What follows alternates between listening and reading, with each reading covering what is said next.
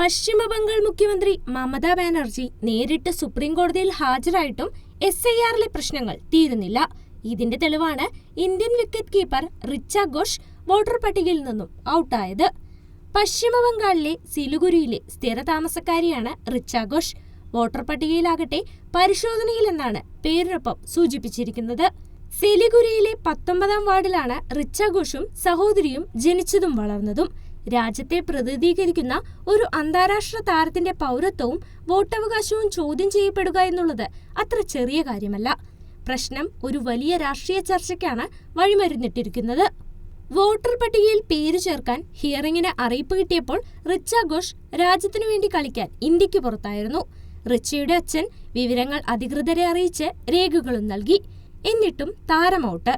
സംഭവത്തിൽ BJP-ക്കും തെരഞ്ഞെടുപ്പ് കമ്മീഷനുമെതിരെ രൂക്ഷമായ വിമർശനമാണ് പശ്ചിമബംഗാളിൽ ഉയരുന്നത്.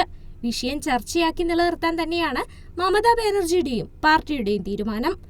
News desk, Kerala vision news.